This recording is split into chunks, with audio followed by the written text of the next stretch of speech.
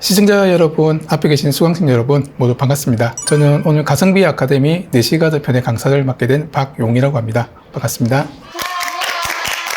이렇게 4분 참석해 주셨는데요. 각자 소개 한번 부탁드려도 될까요? 안녕하세요. 저는 현재 홍익대학교 재학 중인 노희지라고 합니다. 반갑습니다. 안녕하세요. 저는 수영계 미니멀리스트를 꿈꾸는 정다수임입니다. 안녕하세요. 저는 수영과 프리다이빙을 취미로 하고 있고 유튜브 워터양 채널을 운영하고 있는 워터양입니다. 반갑습니다. 안녕하세요. 한국소비자원 위해 예방팀 인턴 김지연입니다. 반갑습니다. 오늘 살펴볼 제품은 내시가드인데요. 혹시 내시가드 구입하셔서 이렇게 좀 착용해 보신 경험들 있으실까요? 딱 입었을 때 몸매가 딱 예뻐 보이는 거나 디자인이 좀 예쁜 거나 이런 걸로 한번. 가장 최근에 샀던 게 워터파크 놀러 가야 되는데 애기들도 많기도 하고 야외에 돌아다녀야 되니까 조금 민망하더라고요. 그래서 디자인만 보고 샀습니다. 쿠팡에서 제일 빨리 오는 걸로. 저도 집에 수영복은 100벌 넘기고 래시가드도 한 10벌 넘게 가지고 있는데 래시가드는 저도 많이 사봤고 많이 입어본 편인 것 같아요. 워낙에 타는 거를 좋아하는 편이 아니라서 몸을 다 가린 제품, 그 중에서도 그나마 예쁜 래시가드 이런 걸로 많이 구매하는 것 같아요. 내시가드가 어원을 보면요. 내시가 발진입니다. 가드가 보호해주다. 그래서 내시가드는 자외선에 의해서 손상을 받는 부분을 방지하기 위한 스포츠 의류입니다. 책상 위에 지금 제품 사진이나 종합 결과표 요거 함께 보시면서 오늘 강의의 최종 목표는 제품 구입하실 때 어떤 항목을 봐야 될지 그리고 또 관리를 어떻게 할지 배워보는 시간을 가져보겠습니다. 먼저 이번 시험 대상 이렇게 좀 먼저 설명을 드리면요. 9개 브랜드의 상하이 세트 총 18개 제품입니다. 상위류는 4만원에서 10만원 사이, 하위류는 4만원에서 8만원 사이 10만원 안팎의 제품으로 선정을 했습니다. 어떤 제품도 유형 많이 사용하는지 저희가 조사를 했고요. 상위 부분에 이제 집업 제품 그리고 집업 중에서도 이제 크롭 제품도 있습니다. 소재도 다양합니다. 폴리에스터 제품도 있고요. 나일론 제품들도 있습니다. 그러다 보니까 건조 속도라든지 품질에 대해서 차이가 있었고요. 디자인이 다르다 보니까 부자재로 들어가는 바지나 이런 부분 좀 차이 부분도 있어서요. 이 부분에 대해서 자세히 말씀드리겠습니다.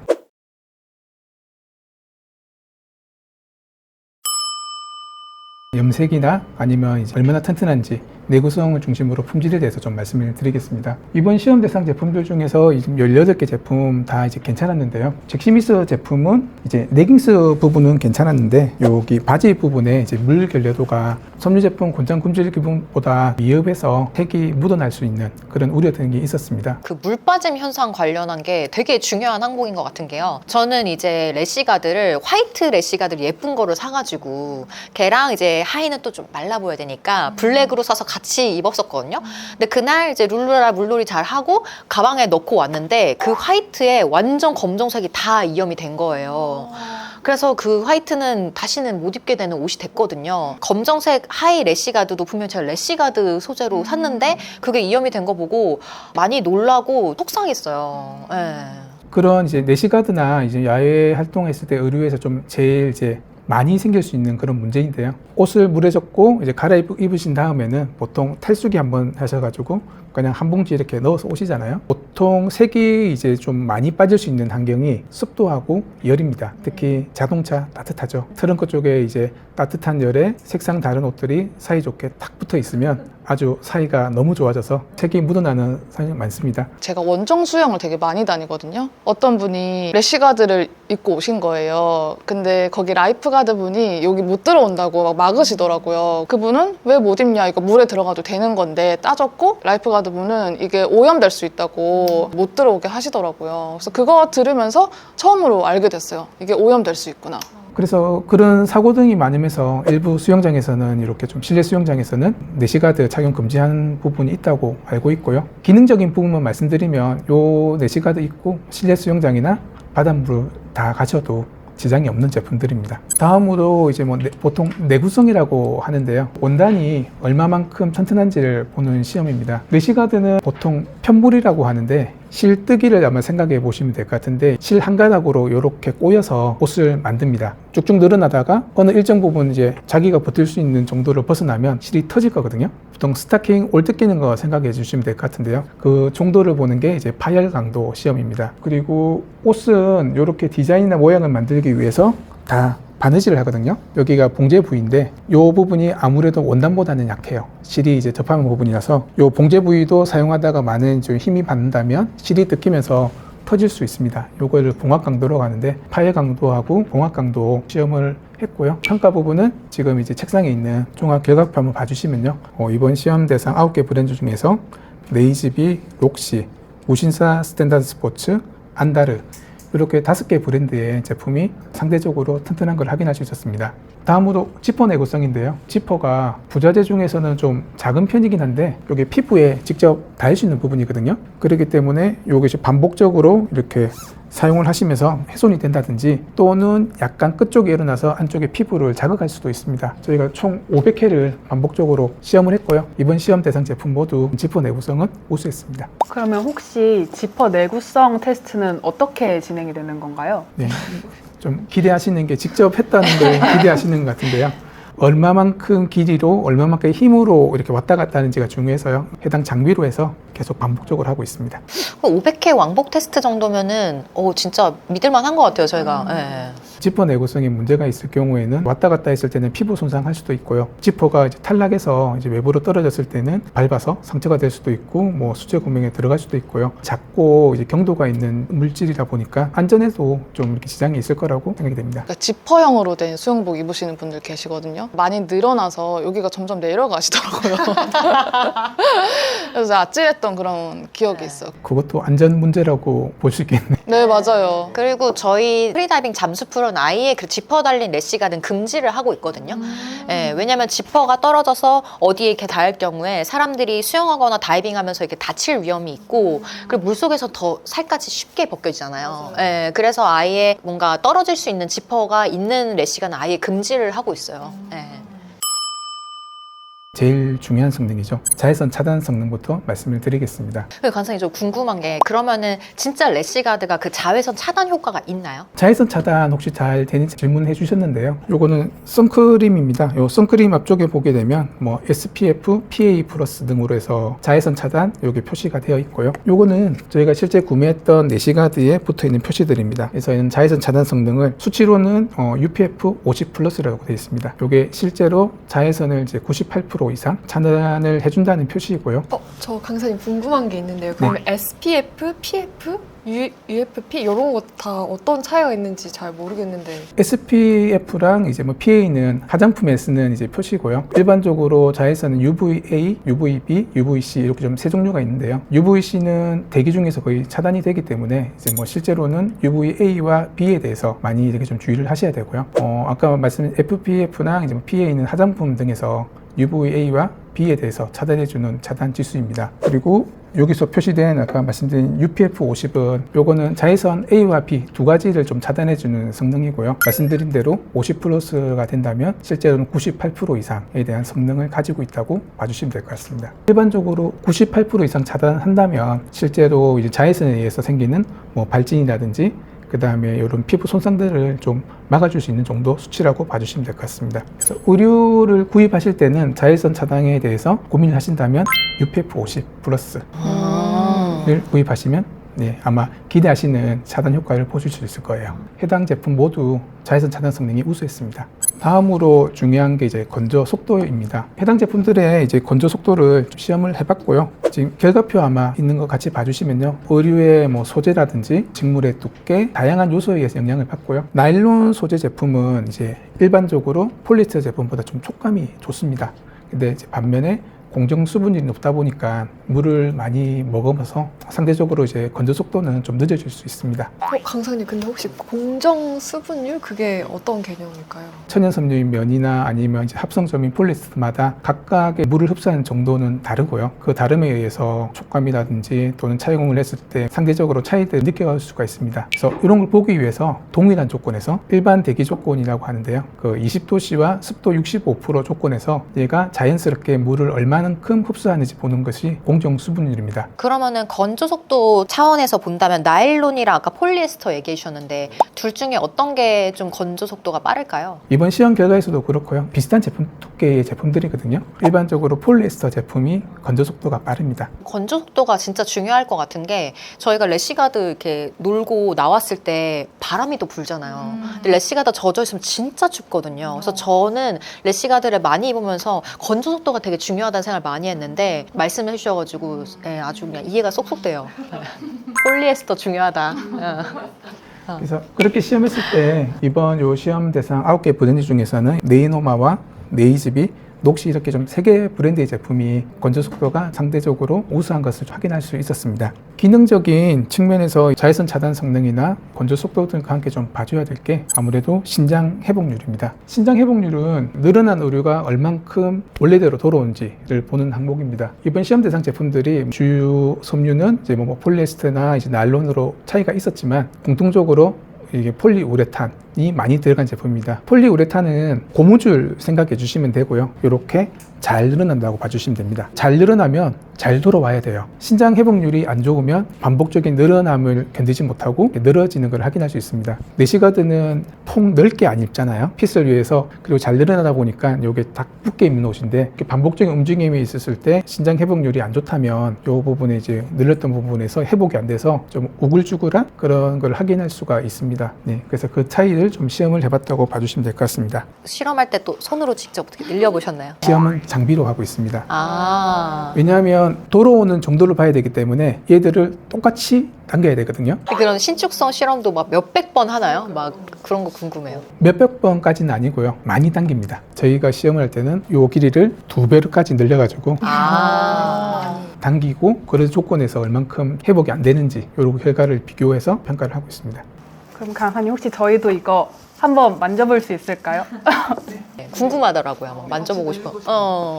래시가드를 입고 결국에 저희가 물놀이를 하잖아요. 저 같은 경우는 이제 수영이랑 프리다이빙을 하기 때문에 이 신축성 부분이 특히 이쪽에 땡기고 이러면은 뭐 킥 찰 때도 그렇고 불편해서 이 신축성이 되게 중요하다고 저는 생각을 하거든요. 그래서 아까 말씀 주신 것처럼 폴리우레탄 소재가 있는지를 잘 체크해보고 사야겠다 그런 생각이 들어요. 폴리우레탄이 들어가면 잘 늘어나거든요. 근데 수영복으로 본다면 요즘 뭐 탄탄이 네. 해서 폴리우레탄이 안 들어가서 그냥 강하게 잡아주는 맞아요. 그런 수영복도 있잖아요. 네.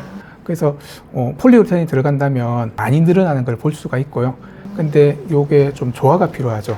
또 그쵸. 그만큼 또 잡아줘야 되잖아요. 네. 잡아주는 거는 저희가 이번에 시험을 했던 신장 회복률 쪽으로 같이 한번 봐주시면 될 것 같아요. 여기서 혼용률을 보니까 폴리우레탄의 그 배합이 한 19%에서 18% 이게 많은 것 같아요. 보통 이제 수영복이나 탄성이 많이 필요한 이런 제품들은 한 20%에서 좀 많이 넣는데 한 30% 정도도 있더라고요. 그래서 그 정도 이상으로 보시면 될 것 같아요. 이번에 저희 시험했던 제품들 중에서는 이제 뭐 네이지비하고 녹시, 안다르 이렇게 좀 3개의 제품이 신장 회복률이 상대적으로 우수해서요. 그런 부분도 이제 구입하실 때 좀 고려하시면 좋을 것 같습니다. 그럼 강사님 정리해보자면 약간 아까 건조 속도를 볼 때는 폴리에스터 소재가 들어간지를 보고 그리고 신축성 볼 때는 폴리우레탄 소재를 보고 이렇게 네. 하면 되겠네요? 네, 맞습니다. 이런 거를 사면서 한 번도 소재 체크를 안 하고 우리 디자인만 봤잖아요. 근데 진짜 너무 설명을 잘 해주셔가지고 지금 귀에 쏙쏙 들어요. 너무 좋아요, 진짜로. 현명한 소비자가 될 수 있을 것 같아요. 네, 감사합니다. 혹시 패널 여러분들은 요 9개 브랜드 제품 중에서 구입하신다면 어떤 제품을 선택을 하실 것 같나요? 제품들 나오셔서 한번 만져보시고요. 생각하시는 기능이나 아니면 요 느낌을 보시고 한번 선택해 보시면 좋으실 것 같아요. 해볼까요? 네, 살짝 한번 꼼꼼하게 봐야 돼. 이거 완전 크롭 스타일이구나. 입어봐도 되나요? 지금 또 깔맞춤이 살짝 되네요. 저 집에 가져갈게요, 이거. 잭시믹스 잘한다, 그지? 여기도 봐봐. 요것도 엣지가 있잖아. 이거 저 쇼핑 온 게 아니에요, 지금. 이 제품들을 이제 구입하실 때 선택하신다면 어떤 제품 고르실지 한번 말씀 좀 부탁드리겠습니다. 기능성, 내구성 이런 것들을 저는 일단 최우선으로 봤거든요. 추려진 탑3가 레이지비, 록시, 아레나 요거였는데 모든 걸 다 고려했을 때 레이지비다. 저는 록시로 골랐는데요. 제가 수영복을 주로 입기 때문에 그 위에 래시가드를 많이 입거든요. 좀 편안하게 느끼려면 두께가 얇아야겠더라고요. 그래서 가장 두께가 얇은 것들 위주로 이걸 골랐고, 가격대가 조금 있긴 하지만 매 년마다 항상 꺼내서 입기 때문에 새로운 제품을 살 일이 별로 없거든요. 그래서 오히려 가성비라고 할 수 있을 것 같아요.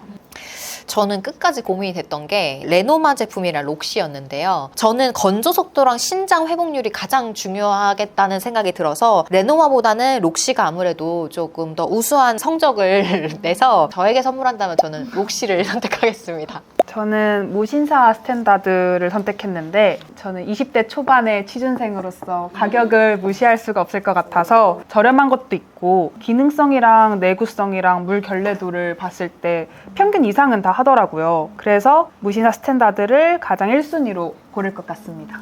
저희가 이렇게 시험을 하는 이유가 실제 제품 구입을 할 때 확인할 수 있는 부분은 디자인, 소재, 그리고 뭐 가격 등을 확인할 수 있는데요. 강의를 좀 요약을 해보면요. 만약에 제품을 구매하셨을 때 나는 이제 빠르게 건조되는 내시가드를 구입하고 싶다라고 한다면 레노마와 네이지비, 녹시 제품 안 찢어지고 튼튼하면 좋겠다라고 이제 하신다면 네이지비, 녹시, 무신사 스탠다드 스포츠, 안다르 제품 다른 것보다 이렇게 가성비가 이제 우선으로 생각하신다면요. 저 이번에 네이지비 제품을 추천드립니다. 저 개인적으로 좀 궁금한 게 있는데요. 이런 집업은 아무래도 입고 벗고 편할 것 같긴 한데 그거 외에 또 장점이 있는지 어떤 차이가 있는지 좀 궁금해요. 일단 지퍼형은 입기가 쉽다라는 장점이 되게 큰 것 같긴 해요. 근데 아까 얘기 나왔듯이 이게 왔다 갔다 하면서 내구성이 약하거나 막 떨어지거나 할 때 AS가 어려울 때도 있고, 그리고 이게 고장나면 아예 이걸 입을 수가 없기 때문에 저는 오히려 그냥 지퍼가 없는 형태를 더 추천드리긴 하는 것 같아요. 저는 근데 입고 벗는 걸 편한 거를 되게 중요시하는 편이라서 저는 그냥 지퍼형 있는 게 편하더라고요. 뭐 혹시 래시가드 입으면서 팁 같은 거를 한번 살짝 공유를 해드려도 될까요? 첫 번째로는 일단 사이즈 팁을 저한테 많이들 여쭤보세요. 래시가드 고를 때 어떻게 사이즈를 골라야 되냐. 근데 그 래시가드는 기본적으로 좀 약간 핏되게 입는 게 좋아요. 왜냐면 물에 들어가면은 물이 들어오면 또 되게 그 불편하거든요. 그래서 좀 핏되게 입어야 물에 들어갔을 때 오히려 조금 넉넉하게 여유롭게 하는 핏이 돼서 저희가 수영복을 고를 때도 약간 쫑기는 핏을 입으라고 하잖아요. 그래서 래시가드도 그렇게 하는 게 좋고, 이 두 번째 꿀팁은 진짜 내가 어디서 잘 안 가르쳐 주는 건데 여기서만 살짝 내가 진짜 공개를 할게요. 아이고. 두 번째는 여러분들 보통 래시가드를 해외여행 갈 때 많이 하잖아요. 면세점을 노려야 돼요. 면세점 찬스. 레이지비 40%, 배럴 35%, 잭시믹스 35%, 록시도 35% 할인이다. 이렇게 면세점 찬스를 노릴 경우에 훨씬 더 가성비 있게 저렴하게 살 수 있기 때문에 예, 기분도 좋고 사용하기도 좋고 그런 것 같아요. 진짜 꿀팁이다. 네, 상당하죠. 네. 그리고 또 뭐 꿀팁 없나요? 좀 더 털어봅시다. 저는 건조할 때 끈으로 이렇게 말리는 게 아니라 꼭 반으로 접어서 말려요. 왜요? 왜냐면 끈이 늘어나요.